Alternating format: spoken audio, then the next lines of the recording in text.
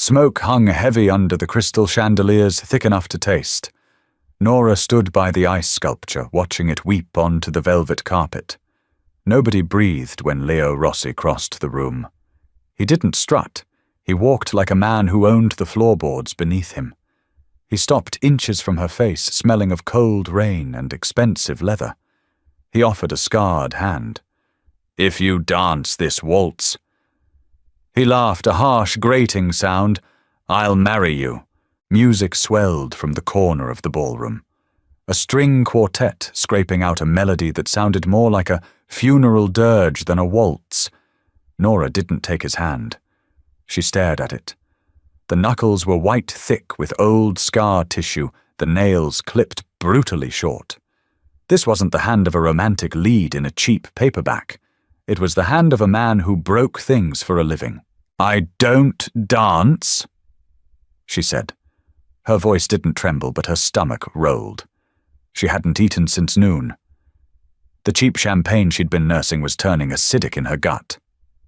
Leo dropped his hand, but he didn't step back. He invaded her personal space entirely. The scent of him was overwhelming, up-close peppermint gum masking stale espresso underneath the sharp, metallic tang of gun oil. It wasn't a request, Nora. She hated that he knew her name. She was just a low-level accountant for one of his front companies, a nobody who had accidentally flagged a $3 million discrepancy in the offshore accounts. She was invited tonight as a subtle threat. "Keep your mouth shut, enjoy the free crab puffs, remember who pays you." "If I dance with you?" Nora replied, her throat dry. "People will talk. Let them." He grabbed her wrist. Not hard enough to bruise, but firm enough to dictate her momentum. He pulled her toward the center of the floor. The crowd parted. Rich men in tailored suits and their wives dripping in diamonds fell back like oil, separating from water. They formed a wide, suffocating circle. Nora's heels bought on clearance at a department store, currently pinching her left pinky toe into numbness, dragged against the polished oak floor. Leo pulled her close. His hand settled on her waist. The heat of his palm bled through the thin, cheap satin of her dress. She stiffened. "Relax," he murmured, stepping forward. "You're rigid as a corpse." "Habit," she shot back. "Given the company." He barked out a laugh. It was a loud, ugly sound that echoed over the weeping violins. A few of the older men in the circle exchanged nervous glances. Leo Rossi didn't laugh. He intimidated. He commanded. He didn't find things genuinely funny. They moved. Nora was terrible at it. She lacked grace on a good day. Under the scrutinizing eyes of New York's criminal elite, she was practically a walking disaster. She stepped on his foot. Hard. Her heel dug into the polished leather of his Oxford shoe. She froze, expecting him to snarl, expecting a slap or at least a shove. Instead, Leo looked down at his ruined shoe, then back up at her. His eyes were the color of muddy river water, flat and unreadable. "My mistake," he said softly. "I led with the wrong foot." It was a lie, and they both knew it. "Why did you say it?" She whispered the words, slipping out before her brain could catch them. "About marrying me. Because Uncle Carmine has been breathing down my neck about finding a respectable wife." Leo said, his voice dropping to a low hum that vibrated against her collarbone. "And you, Nora, with your cheap dress and your furious little eyes, are the most miserably honest thing in this room. You wouldn't know how to scheme if I handed you a blueprint." "I could scheme," she muttered, defensively missing another beat of the music. "You audited my books and emailed me directly to complain about the math," he pointed out dryly. "You lack the instinct for survival. It makes you safe." The music stopped. Nora stepped back, immediately breaking the contact. The cold air of the ballroom rushed in to replace his body heat. She felt exposed.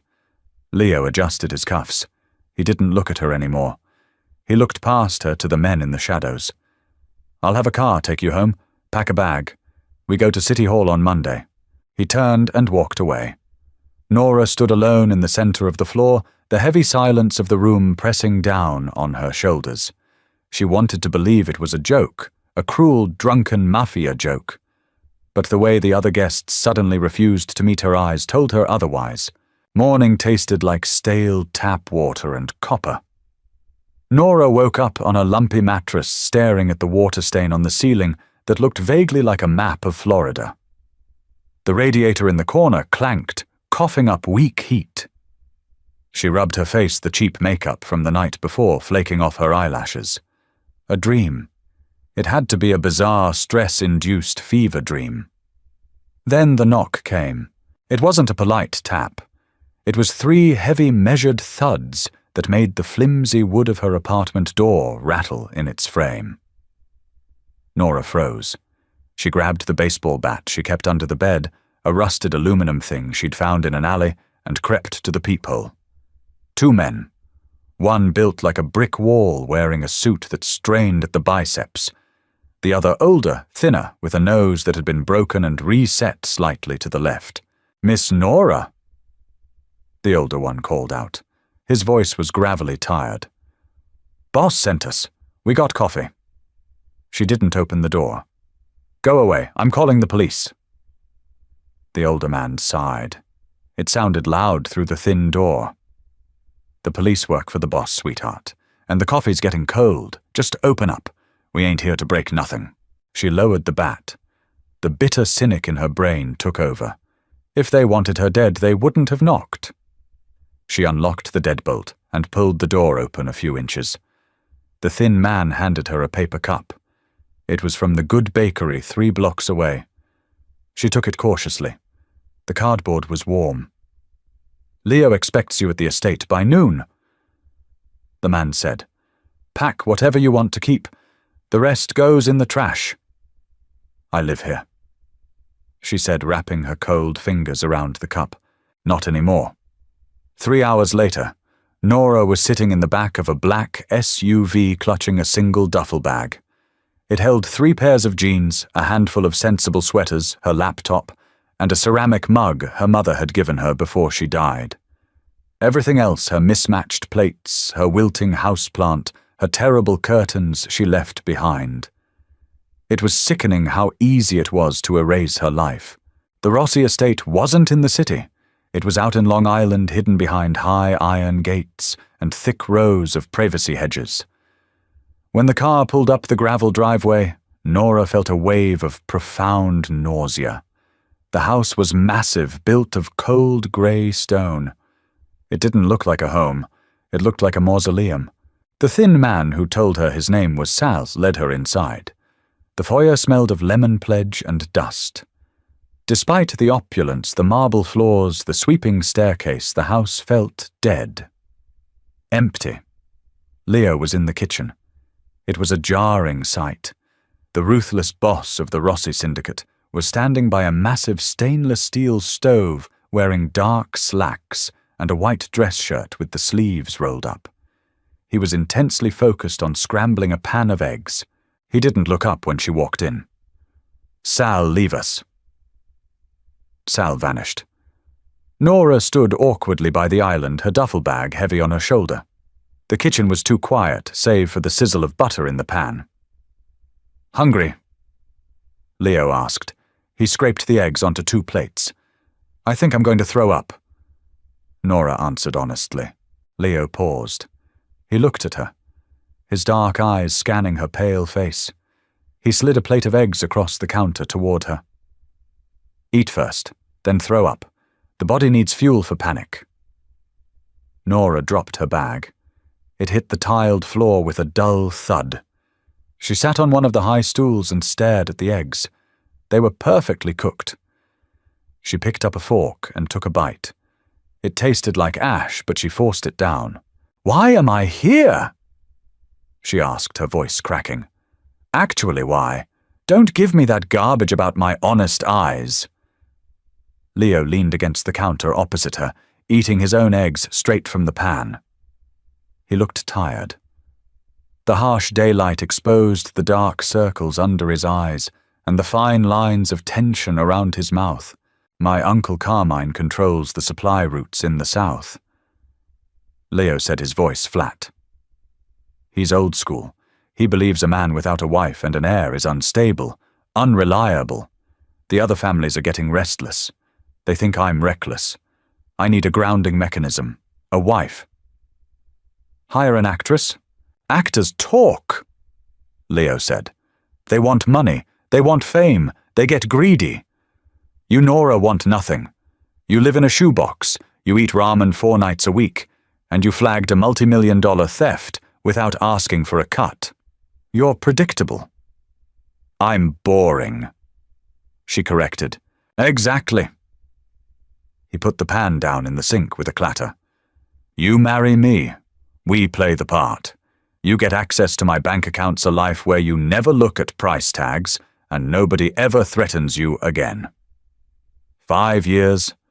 When Carmine dies, and he will, his liver is failing, we quietly divorce. You walk away rich. Nora chewed her bottom lip.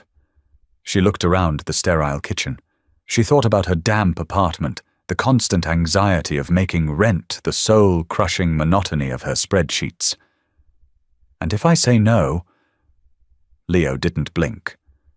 You audited the books. You know exactly who was stealing from me. I don't know who it was. It was just a shell corporation. The men who did it know you found the leak. Leo interrupted. If you walk out of this gate, you're fair game. I can't protect an employee. I can protect a wife. It wasn't a proposal. It was a hostage situation wrapped in a velvet ribbon. Nora looked at her half-eaten eggs. Her hands were shaking slightly. She hated him in that moment. She hated his calm logic, his clean kitchen, the way he casually laid out her mortality over breakfast. 5 years, she whispered. 5 years. He agreed. I want a dog. Leo blinked. It was the first time she had seen him genuinely surprised. A dog. If I'm going to live in this depressing museum, I want a dog, a big one. A slow, strange smile touched the corner of his mouth. It didn't reach his eyes, but it softened the hard lines of his jaw. Fine, you can have a dog. They went to City Hall on Tuesday. It rained. Nora wore a grey wool coat over a navy dress. Leo wore a charcoal suit that probably cost more than her college tuition. The judge, a nervous, sweaty man who clearly recognized Leo, rushed through the vows so fast Nora barely caught them. I do, she murmured to the floor. I do. Leo said to the back of the room. He slid a ring onto her finger. It wasn't a diamond. It was a heavy, square-cut emerald set in antique gold. It felt cold against her skin. Too heavy. Like a shackle. When they walked out into the rain, Sal was waiting with an umbrella. Nobody threw rice. Nobody cheered. They got into the back of the SUV in silence.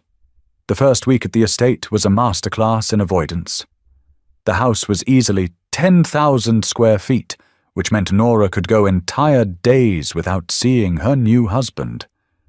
She spent her time wandering the long, carpeted hallways, listening to the grandfather clocks tick.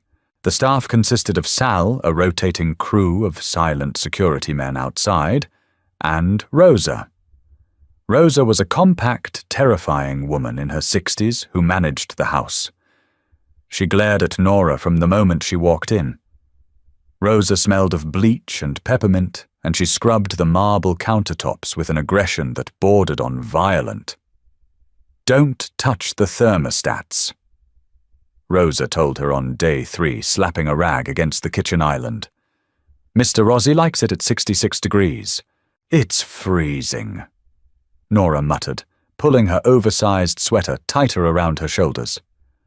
Put on socks, Rosa snapped. Nora missed her cramped apartment. She missed the hiss of the radiator. She hated this sterile luxury. She was a ghost haunting a rich man's house. On Friday night, the illusion shattered. Nora was in the kitchen at 2 a.m. She couldn't sleep. The bed in the master suite, which she had to herself as Leo slept in a guest room down the hall, was too soft. It made her back ache. She had come down to get a glass of water. She opened the massive glass front refrigerator and reached for a pitcher. Her fingers were numb from the cold of the house. The heavy glass pitcher slipped. It hit the tile floor and exploded. Water splashed up to her knees. Shards of thick glass scattered like shrapnel across the spotless floor. The noise was deafening in the dead quiet of the mansion. Nora froze her breath, catching in her throat. A spike of pure, raw panic hit her chest. In her childhood home, breaking a glass meant her father shouting. It meant a backhand to the face. It meant hiding in the closet until the anger burned out. Footsteps pounded down the hallway. Leo appeared in the doorway. He was wearing grey sweatpants and a black t-shirt. He held a matte black handgun, his arm raised, eyes scanning the room for a threat. He looked wild, dangerous. The sophisticated boss from the ballroom was gone. This was the killer. He saw her standing barefoot in the puddle of water surrounded by glass. Slowly he lowered the gun. He flicked the safety on with his thumb and set it on the granite counter. Nora squeezed her eyes shut. Her shoulders hunched up to her ears. She waited for the yelling. She waited for him to call her stupid, clumsy a burden. She dug her fingernails into her palms, bracing herself. Silence. She opened one eye. Leo wasn't looking at her. He was looking at her bare feet. "Don't move," he said. His voice was rough, gravelly from sleep, but not loud. He turned around and walked out of the kitchen. Nora stayed rooted to the spot, her heart hammering against her ribs like a trapped bird. She was shivering. The water soaking the hem of her pajama pants was freezing. A minute later, Leo came back. He had a broom and a dustpan. He didn't call Rosa. He didn't call Sal. The boss of the most feared crime family on the East Coast got down on his knees in his sweatpants and began sweeping up the shattered glass. Nora watched him, utterly bewildered. The sound of the bristles scraping against the tile was loud in the quiet room. He gathered the large pieces with his bare hands, tossing them into the trash can. "I'm sorry," she whispered. Her voice shook. It made her angry that her voice shook. "I'm sorry it slipped." Leo paused. He looked up at her from the floor. He noted the rigid hunch of her shoulders, the way she was flinching away from him, even though he was 3 feet away. His expression shifted. The cold, dead look in his eyes cracked just a fraction. "It's just a picture, Nora." "I know, I'll pay for it. I mean, out of my whatever allowance." She was rambling. She couldn't stop. The panic was still misfiring in her brain. Leo sighed. He stood up, dumping the rest of the dustpan into the garbage. He put the broom away, then walked over to her. He stopped just at the edge of the puddle. "Look at me," he said quietly. She forced herself to meet his eyes. "Nobody hurts you in this house," Leo said. It wasn't a romantic promise. It was a statement of absolute, immovable fact. "You drop a glass, you drop a glass. You burn the house down, we buy a new one. Stop waiting for the backhand. It isn't coming." Nora's throat tightened. The sheer blunt force of his words hit her harder than a physical blow. She realized with a sickening jolt that he knew. He had read her file. He knew about her father. He knew exactly why she had flinched. "I can clean it up," she said, her voice thick. "It's clean." Leo reached over and gripped her by the waist. Before she could process the movement, he lifted her off the ground. He carried her easily, stepping over the remaining wet tiles, and set her down on the dry hardwood of the hallway. His hands lingered on her waist for a fraction of a second longer than necessary before he let go. "Put some socks on," he muttered, turning his back to her. "You're freezing." He grabbed his gun off the counter and walked back down the dark hallway. Nora stood on the hardwood floor, staring at the empty kitchen. The cold water was still soaking through her pants, but the spot on her ribs where his hands had rested felt like it was burning. The next morning, Uncle Carmine called. He was throwing a dinner party at his estate in New Jersey. The entire commission would be there. It was time for the Rossi family to formally introduce the new bride. Nora was sitting at the kitchen island when Leo gave her the news. He was back in his tailored suit smelling of espresso and mint. The vulnerability of the night before was completely gone, locked away behind his dead, penny-brown eyes. "We leave at 6, he said, adjusting his watch. "Wear something expensive. Rosa has laid out a few dresses." "Do I have to talk?" Nora asked, pushing a piece of dry toast around her plate. "Smile, nod, and eat your pasta," Leo instructed. "Carmine is going to test you. He's going to look for cracks. He wants to see if you're a gold digger or a liability. Just play the quiet, devoted wife." "I can do quiet." "And Nora?" Leo paused at the door, glancing back over his shoulder. "What? Carmine has 2 Dobermans. Don't pet them. They bite." Nora watched him leave. She looked down at the heavy emerald on her finger. It caught the morning light gleaming with a cold, hard fire. She had survived her father, and she had survived 26 years of being invisible. She could survive a dinner party with the mob. But as she walked upstairs to find the dresses Rosa had laid out, her mind flickered back to the night before.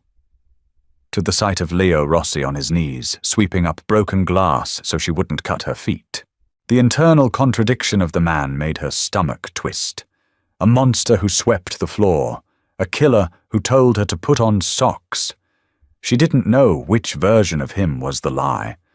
But as she zipped herself into a black silk dress that cost more than her car, she realized she was entirely terrified to find out. She wasn't just acting a part anymore. The lines were beginning to blur, and they hadn't even made it to the first dinner. Uncle Carmine's house smelled like roasting garlic and impending death. It was a sprawling Tudor mansion in New Jersey, suffocated by overgrown ivy. Inside, the heat was cranked to a stifling 80 degrees to soothe the old man's failing joints. The air was thick-heavy with the clashing odors of expensive cigar smoke marinara and the sharp medicinal sting of camphor rub. Nora walked beside Leo, her heels sinking into the plush Persian runner. She felt entirely displaced in the black silk dress that clung to her ribs.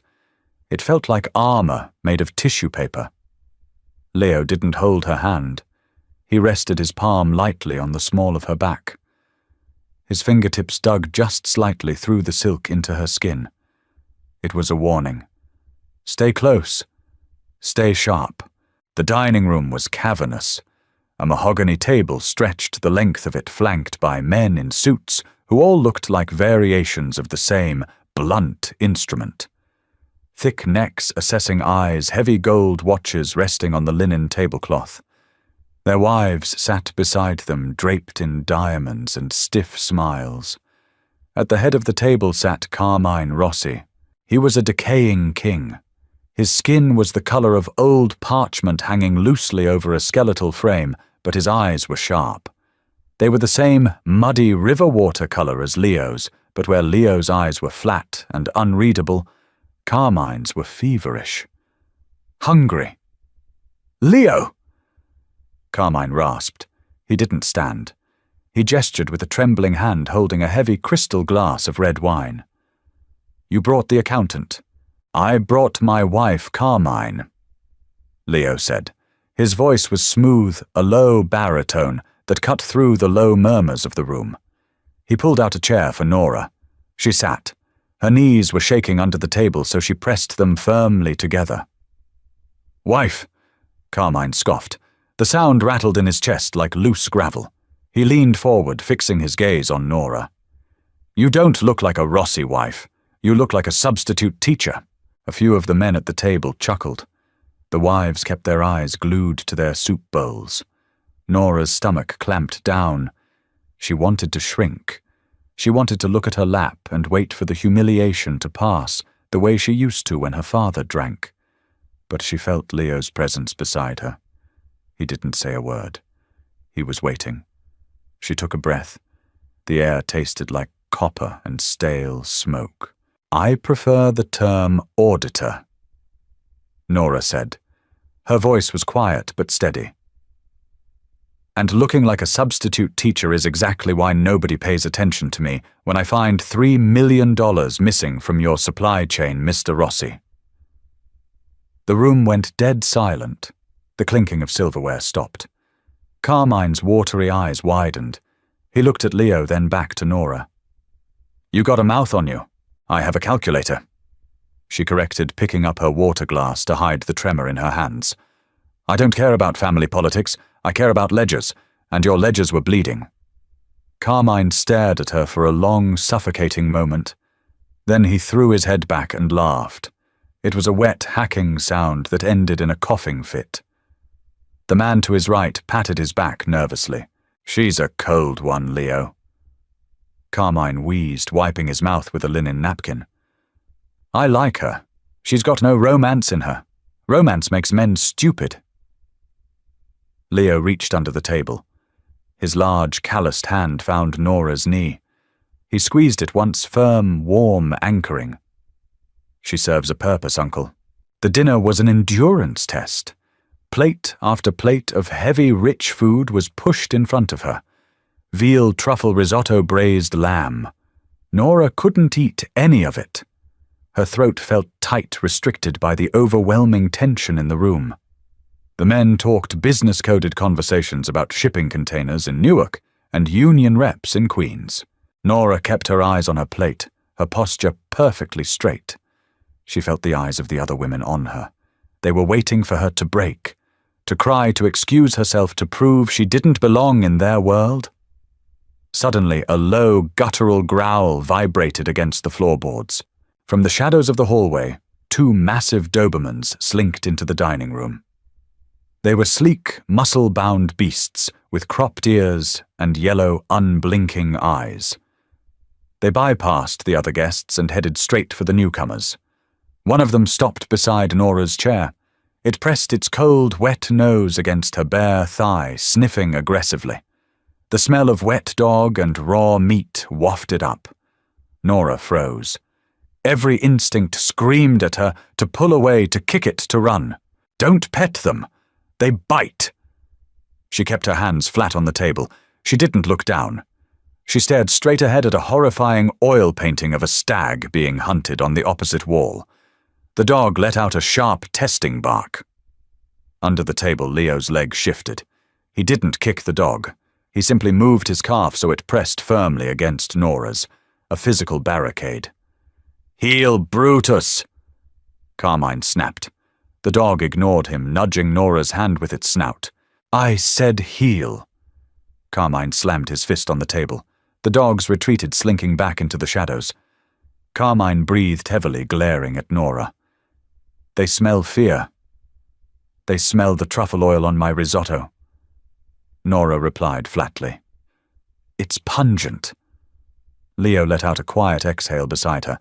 It almost sounded like a sigh of relief. When they finally left the Tudor mansion, the cold New Jersey air hit Nora like a physical blow. She stumbled slightly on the front steps, her adrenaline crashing violently. Leo caught her elbow. His grip was tight. "You did good." "I want to throw up," she whispered. "Not in the car," he said, steering her toward the idling SUV. Sal just had it detailed. Rain began to fall as they crossed the George Washington Bridge, smearing the neon lights of the city into blurry streaks of red and gold. The interior of the SUV was silent, save for the rhythmic swish of the windshield wipers. The partition between them and Sal was rolled up. Nora pressed her forehead against the cool glass of the window, watching the city blur by. She was exhausted, down to her marrow. "Pull over," she said suddenly. Leo glanced at her. He had discarded his suit jacket and loosened his tie. "We're 30 minutes from the estate. I didn't eat a single thing at that table. I'm starving, and if I don't get something solid in my stomach right now, I'm going to ruin Sal's upholstery." Leo pressed the intercom button. "Sal, next exit. Find a diner."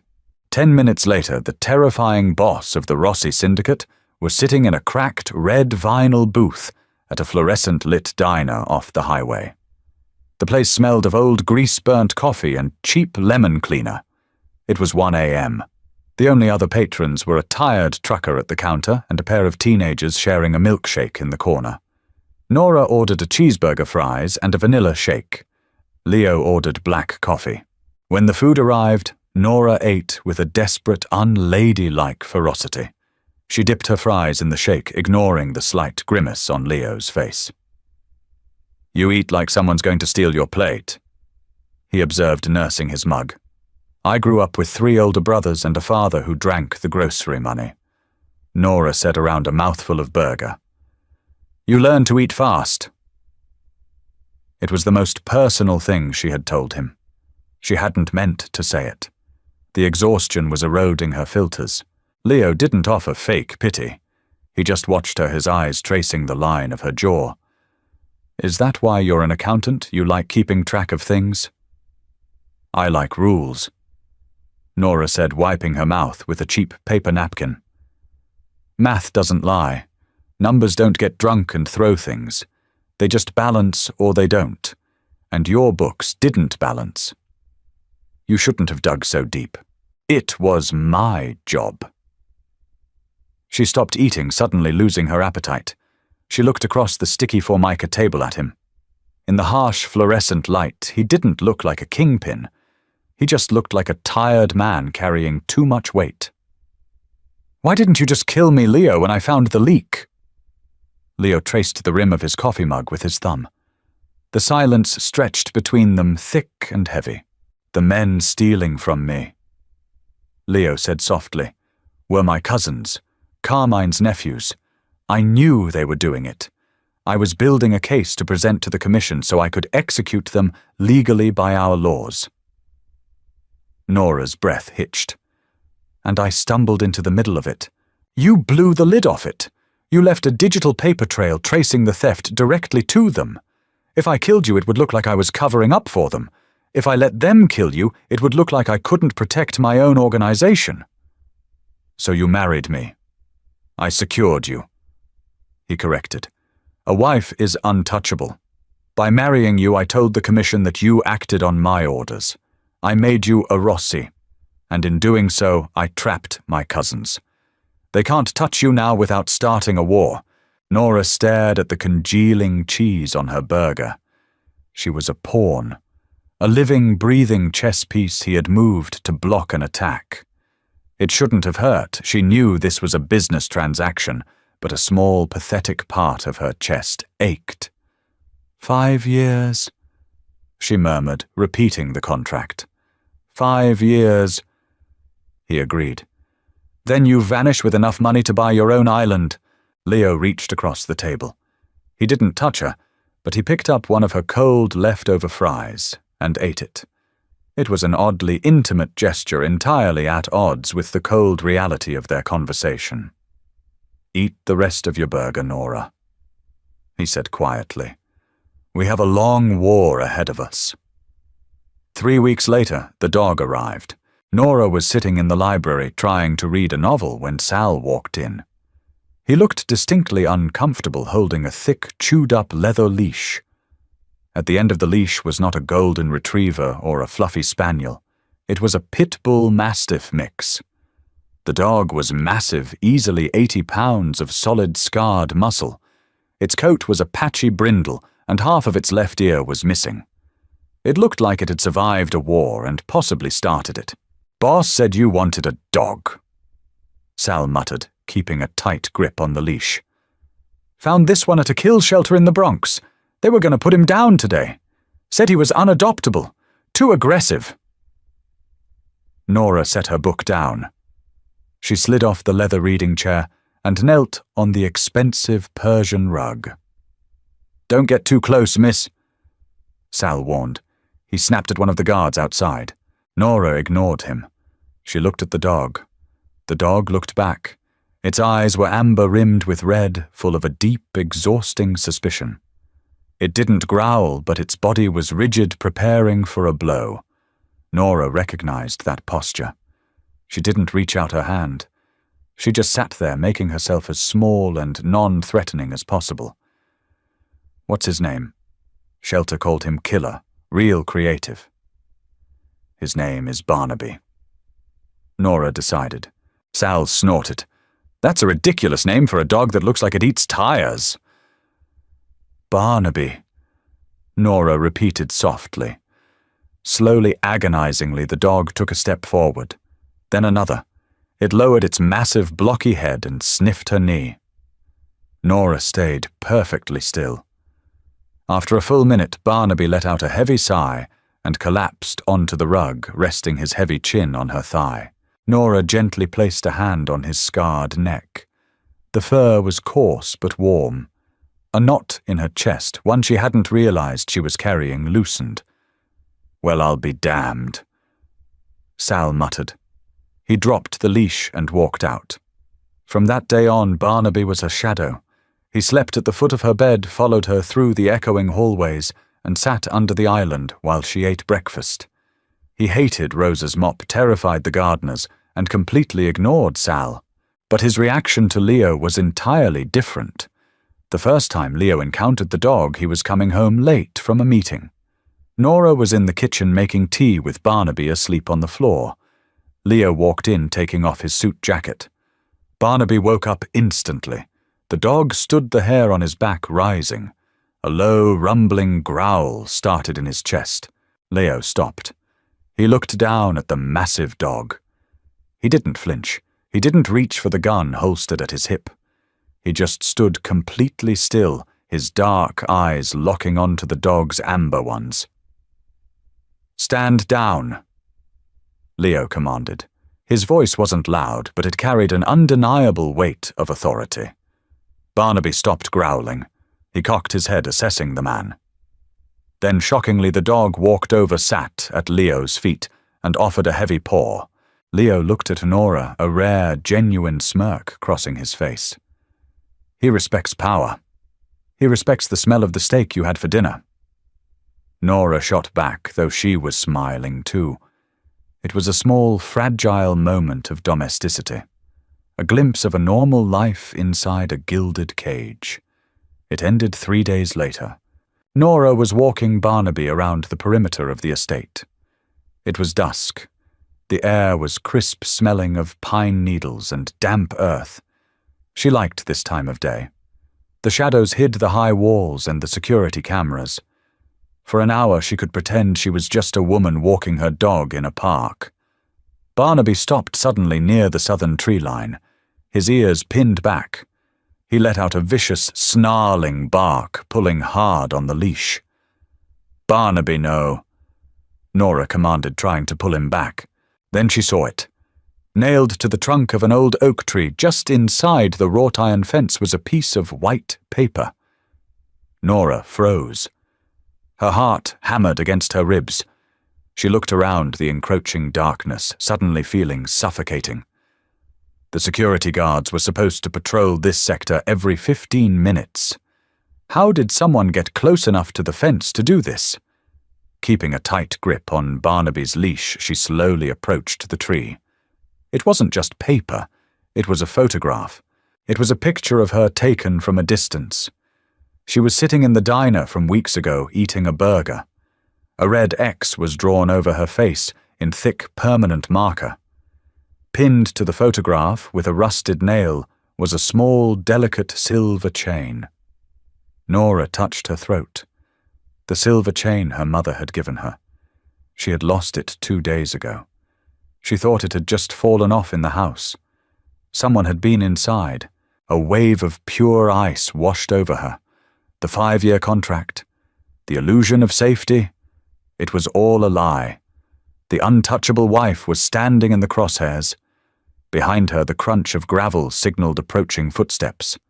Barnaby whipped around, teeth bared, ready to kill. "Nora!" It was Leo. He was running toward her, his face pale in the fading light. He had his gun drawn. He saw the way she was staring at the tree. He saw the photograph. He didn't say a word. He grabbed her arm, his grip bruising, and dragged her back towards the house. Barnaby followed, sensing the absolute shift in the atmosphere. When they got inside, Leo locked the heavy oak doors. He yelled for Sal. He yelled for the perimeter to be locked down. The calm, composed businessman was gone. The monster was out of the cage. He pushed Nora into the study and slammed the door shut behind them. The room was dark, smelling of leather and old paper. "Who?" Nora whispered, her voice shaking violently. "Who got inside?"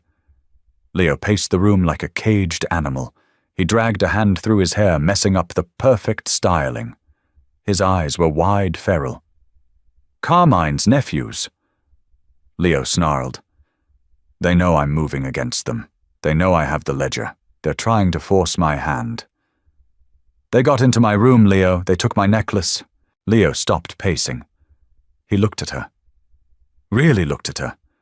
He saw the terror in her eyes, the way she was clutching the dog's leash like a lifeline. He crossed the room in 2 long strides and grabbed her by the shoulders. "I will kill them," he said. The words weren't a threat. They were a vow spoken with such dark, absolute certainty that it made Nora's blood run cold. "I will tear them apart, piece by piece." "You said I was safe," she yelled, shoving at his chest. The dam broke. The weeks of suppressed fear, the tension, the acting, it all boiled over. "You promised me 5 years. You said you lied to me." She hit him, a closed fist against his chest. It was a weak, pathetic blow, but Leo didn't stop her. He just stood there, taking it. "Hit me," he growled. "Go ahead, if it makes you feel better." She hit him again, tears finally spilling hot and angry down her cheeks. "I didn't ask for this. I was just an accountant. I just wanted to do my job." Leo caught her wrists. He pulled her against his chest. She struggled, fighting against his grip, but he was a stone wall. He wrapped his arms around her, crushing her to him, burying his face in her hair. "I know," he whispered fiercely against her temple. "I know, Nora. I'm sorry. I'm so damn sorry." It was the first time she had ever heard him apologize for anything real. And as she stood there in the dark, pressed against the chest of a killer, Nora realized the most terrifying truth of all. She felt safer in his arms than anywhere else in the world. Lockdown turned the sprawling estate into a tomb. Rosa was sent away on a mandatory paid vacation to Florida. The gardeners disappeared. The heavy iron gates remained chained shut, and the gravel driveway was empty, save for 3 black SUVs parked at tactical angles. The house smelled of stale espresso-burnt toast and the sharp chemical sting of gun oil. Nora didn't sleep. The silence of the house, once merely oppressive, was now a physical weight pressing against her eardrums. Every creak of the floorboards, every settling pipe sounded like a footstep. Leo was a ghost. He spent his days in the basement with Sal and a rotation of hard-faced men who tracked dirt onto the marble floors. They spoke in low, guttural murmurs that vibrated through the heating vents. When Leo did come upstairs, he looked hollowed out. The pristine suits were gone, replaced by tactical pullovers and shoulder holsters. His knuckles were bruised purple. He stopped making breakfast. On the 4th day of the siege, Nora cracked. She walked into the library, Barnaby heavy at her heels. The dog's claws clicked rhythmically against the hardwood. Sal was sitting at the mahogany desk, dismantling a Glock 19. The metallic snick-clack of the slide was jarring in the quiet room. "I need the drives," Nora said. Her voice was raspy from lack of use. Sal didn't look up. He wiped a cloth over the barrel. "Boss says you stay in the West Wing, Nora. Keep the dog quiet." "I am going to lose my mind in the West Wing, Sal," she snapped. Her hands were shaking, so she shoved them into the deep pockets of her oversized cardigan. "I am an auditor. I track money. Carmine's nephews didn't magically bypass your security without paying someone off. They need liquid cash to move against Leo. Give me the encrypted drives." Sal paused. He looked at her, his broken nose casting an ugly shadow across his face in the dim lamplight. He saw the manic energy vibrating in her posture. He sighed, a tired, rasping sound. Leo will skin me. Leo is bleeding money and men because he's treating this like a street war. Nora shot back, stepping closer. It's not. It's a hostile takeover. Give me the books. 10 minutes later, Nora was sitting on the floor of the library, surrounded by glowing monitors and tangled power cords. Barnaby rested his heavy chin on her ankle. For the first time in weeks, Nora felt her panic recede into a cold, hyper-focused tunnel. Numbers didn't hide in the bushes. Numbers didn't leave photographs nailed to trees. They formed patterns. They told the truth. For 14 hours, she didn't eat. She barely blinked. The blue light from the screens burned her retinas, but she kept digging. She traced the offshore accounts, the shell companies, the phantom payrolls. She stripped away the layers of Mafia obfuscation to look at the raw data underneath. At 3 a.m., the pattern snapped into focus. It wasn't a leak. It was a hemorrhage. And it wasn't just the nephews. The door to the library swung open. Leo stood in the doorway, smelling of cold rain and copper. There was a smear of dried blood on his jawline. Not his. "What are you doing?" He demanded, his voice a low, dangerous rumble. He saw the screens, the columns of green data reflecting in Nora's exhausted eyes. He glared at Sal, who was asleep in a wingback chair. "I told you to keep her out of this." "They're a distraction," Nora said. Her voice was flat, void of emotion. Leo stopped. "What?" She pointed a trembling finger at the main monitor. "The nephews. They've been flashing cash, making noise, breaching the perimeter. They want you to focus on them. They want you to retaliate. They threatened my wife." Leo snarled, closing the distance between them. He knelt beside her, his physical presence overwhelming, radiating anger and exhaustion. "I don't care if it's a distraction. They cross that line, they die. If you go after them, you leave your flank open," Nora said, grabbing his wrist. His skin was freezing. "Look at the routing numbers, Leo. Look." She forced him to look at the screen. 3 days ago, right before they nailed that picture to the tree, $40 million was moved from your legitimate holding companies into a blind trust in Zurich. The nephews didn't authorize it. They don't have the clearance. Leo stared at the screen. The muscle in his jaw ticked. "Carmine. Carmine," Nora confirmed. Her stomach churned with sour bile. "He isn't testing you anymore, Leo. He's liquidating you. The nephews are bait. He wants you to go to ground, go to war with them, so he can drain the accounts, isolate your captains, and vote you out. Or kill you."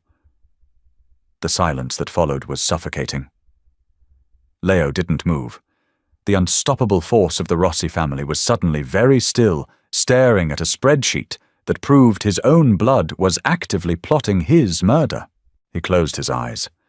The breath he let out was a shuddering, broken thing. In that moment, he didn't look like a kingpin. He looked like a man who had trusted the wrong father figure. "Where are they?" Leo asked. His voice was entirely hollow. "Red Hook," Nora whispered, tapping a final key. "Warehouse 4A. Carmine just signed the lease under a dummy corp." Leo stood up. He didn't say thank you. He didn't look back. He just walked over to Sal, kicked the chair to wake him, and walked out of the room. Nora sat on the floor, listening to the heavy front doors slam shut. The silence rushed back in, but it wasn't empty anymore. It was filled with the ticking of a bomb she had just armed. 2 hours passed. The digital clock on the desk glared 5:14 a.m. Nora couldn't sit still. She paced the length of the library, rubbing her arms. Barnaby whined, a low, anxious sound in his throat, his amber eyes tracking her every move. The phone on the desk rang. It was an old, heavy landline. It never rang. Nora stared at it, her heart slamming against her ribs like a trapped bird. She let it ring 3 times before she picked up the heavy receiver. "Hello." Static. Then a wet, ragged cough. "Nora." It was Sal. His voice was wrong. It sounded wet, bubbling. Sal. What happened? Where's Leo? Trap. Sal wheezed. The sound of a car engine roared in the background, accompanied by the horrific metallic crunch of metal on metal. Warehouse was rigged. Nephews were waiting. Carmine! Carmine sold us out to the Chechens. Is Leo alive? Nora yelled, her grip on the plastic receiver turning her knuckles white. Pinned down. South Side loading dock. I took a bullet to the lung, kid. Can't drive. Sal choked, coughing violently. Listen to me. You take the dog. You take the emergency bag in the floorboard of the closet. You run. The line went dead. Nora dropped the phone. It clattered against the mahogany. Run. That was the logical choice. The survival instinct. She was a nobody from a shoebox apartment. She had $5 million waiting for her in a trust fund. She could vanish. The mob would eat itself alive, and she would be a ghost on a beach in Mexico. She looked at Barnaby. The dog was staring at the front door, his muscles coiled, ready for a fight. Nora closed her eyes. She thought of the cold, terrifying man who had knelt on his kitchen floor in sweatpants to sweep up broken glass so she wouldn't cut her feet. She thought of the heavy emerald on her left hand. She wasn't a hero. She was an accountant. And the balance sheet was wrong. Come on, she told the dog. Nora ran to the basement armory. She didn't know how to shoot a gun, so she didn't take one. Instead, she grabbed the heavy tactical vest off the wall, sliding it over her cardigan. It was wildly oversized, drooping to her mid-thigh. She grabbed the encrypted laptop, shoved it into a waterproof bag, and grabbed the keys to the armored personnel SUV Leo kept in the garage. She drove like a maniac. The SUV was a tank, heavy and unwieldy, but it smashed through the chained front gates of the estate without slowing down. The rain started as she hit the highway, a torrential downpour that turned the roads into slick black mirrors. Red Hook smelled of rotting fish rust and ozone. Nora killed the headlights as she approached Warehouse 4A. The docks were a maze of shipping containers. Up ahead she saw the muzzle flashes, strobe lights of violent yellow illuminating the torrential rain. The concussive booms of automatic gunfire rattled her teeth inside her skull. She pulled the SUV behind a rusted crane out of the direct line of sight. She was hyperventilating. Her vision was tunneling. Math doesn't lie. Numbers don't panic. She ripped the laptop out of the bag and booted it up. She plugged it into the SUV's mobile hotspot. Her fingers were slick with nervous sweat slipping on the keys. She didn't need to shoot Carmine. She needed to castrate him. The offshore accounts, the $40 million in Zurich. She accessed the back door she had left open hours ago. She bypassed the biometric locks using the administrative override she had stolen from Sal's files. Outside, a grenade detonated. The shockwave rocked the massive SUV, throwing Nora against the steering wheel. Her lip split against the steering column. Blood, hot and metallic, filled her mouth. Barnaby barked viciously, throwing his body against the passenger window. Through the rain-streaked glass, Nora saw Leo. He was trapped behind a concrete barrier, pinning down two men with a handgun. He was bleeding from a deep gash on his forehead, the rain washing the blood down his face in crimson rivers. He was outgunned. Men were advancing from the shadows of the warehouse, moving in to flank him. Transfer, Nora whispered to the screen, hitting the final key. She drained the Zurich account. She drained the Cayman Islands shell companies. She routed every single cent of Carmine Rossi's liquid assets into a decentralized crypto wallet, locked with a 24-word seed phrase she had just memorized. She picked up her cell phone and dialed the number she had found in Leo's contacts. Uncle Carmine. He answered on the first ring. Is it done? The old man rasped. You're broke, Nora said. Her voice cut through the sound of gunfire outside. It was dead calm. It was the voice of a woman who had just balanced the ultimate ledger. Silence on the line. Who is this? This is the substitute teacher. Nora spat, wiping the blood from her chin. Check your Zurich accounts, Carmine. Check the Caymans. It's gone. All of it. And if Leo dies tonight, I throw the encryption key into the East River, and you die a pauper in a state-run nursing home. A ragged, wheezing intake of breath came over the speaker. You lying bitch! Call them off. Nora commanded, her voice rising in volume. Call your dogs off right now, or I press the button that sends the IRS a neatly packaged file of your tax evasion for the last 30 years. They'll freeze whatever pennies you have left. She hung up. She didn't wait to see if it worked. She slammed the SUV into drive, hit the high beams, and floored the accelerator. The heavy armored beast roared forward, smashing through a stack of wooden pallets and bursting into the open courtyard. The blinding lights swept over the advancing gunmen. They scattered, diving into the mud to avoid being crushed by 3 tons of ballistic steel. Nora slammed on the brakes right behind Leo's concrete barrier. The tires shrieked against the wet pavement.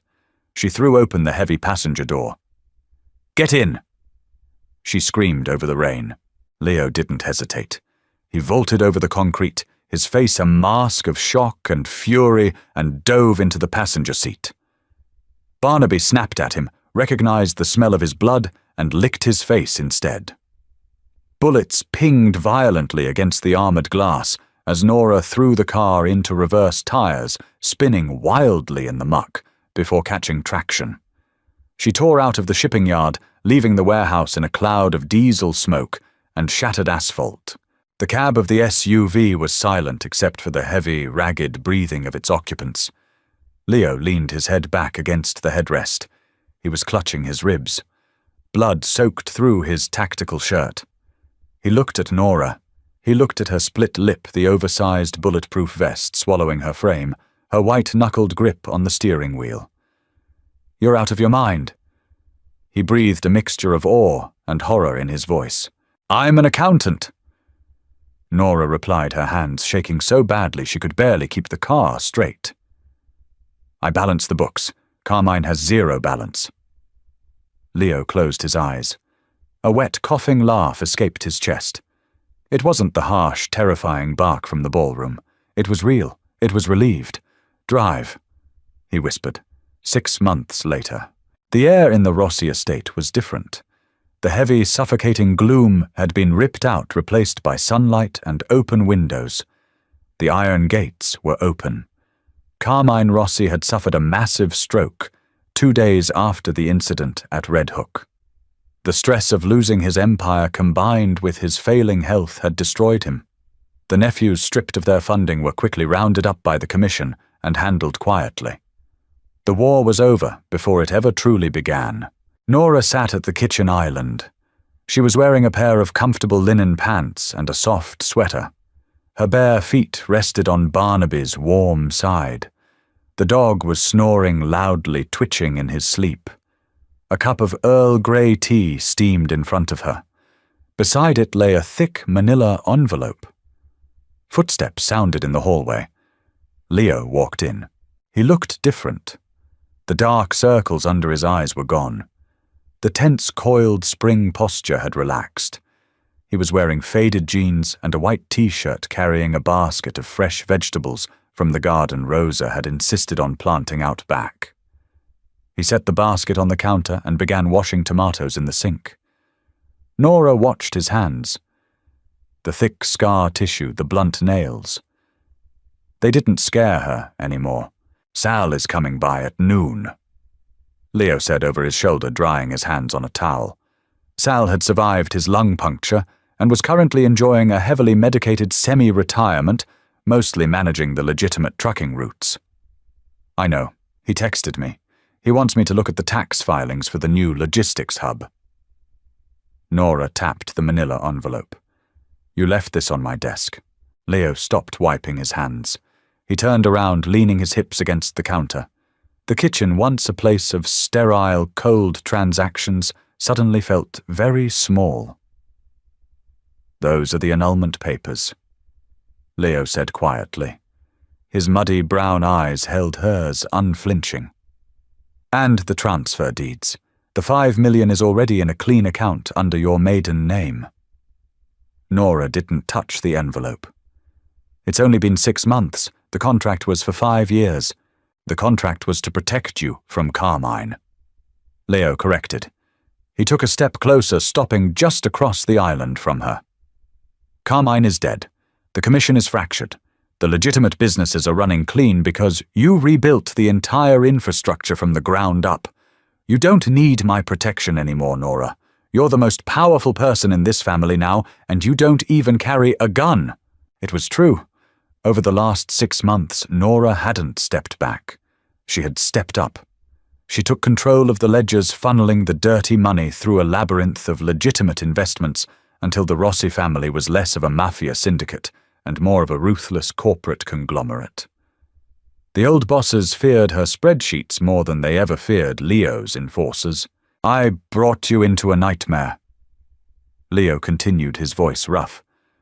"You got shot at. You got a split lip. I promised you safety and I gave you a war. You earned your out." Nora picked up her tea. The ceramic was warm against her palms. She looked at Leo. The fearsome mob boss. The man who had dragged her onto a dance floor and demanded her compliance. The man who was currently washing heirloom tomatoes in his kitchen, looking at her with an aching, terrifying vulnerability.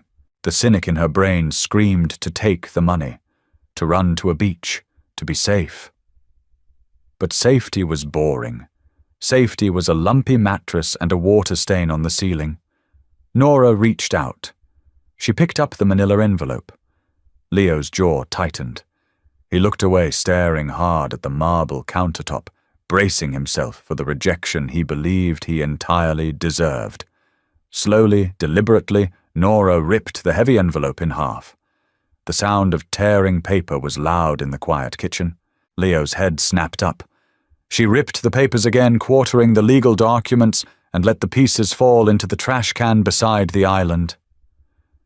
"I hate the beach," Nora said flatly. "Sand gets everywhere, and Barnaby hates the heat." Leo stared at the trash can, then back at her. The flat, dead look in his eyes was completely gone, replaced by a blazing, intense fire that stole the breath from her lungs. "Nora!" His voice was a warning, a low, desperate plea. "Don't do this out of some misplaced loyalty. If you stay in this life. With me." "I audited the books, Leo," she said, leaning forward across the island. "I know exactly what you're worth, and frankly, you're terrible at managing the commercial real estate portfolio. If I leave, you'll be bankrupt in a decade." A slow, brilliant smile broke across Leo's face. It completely transformed him, erasing the killer, leaving only the man. He reached across the island and grabbed the lapels of her sweater. He didn't pull her into a gentle, romantic embrace. He pulled her flush against him, lifting her slightly off the stool. His mouth crashed down on hers. It wasn't a sweet kiss. It was raw, bruising, and desperate tasting of peppermint and the profound relief of a drowning man finding solid ground. Nora's hands tangled in his hair. The contradiction was absolute. She was a woman who demanded order, marrying chaos. He was a monster who craved peace, surrendering to the accountant who managed his soul. When they finally broke apart, both of them breathing heavily, Leo rested his forehead against hers. "We're getting a new accountant," he murmured. "Good luck," Nora whispered back, smiling against his lips. "I'm extremely hard to replace." Down on the floor, Barnaby let out a heavy sigh and went back to sleep. The house was quiet. But for the first time in its long, violent history, it finally felt like a home. If you loved this raw, intense journey of Nora and Leo, don't keep it to yourself.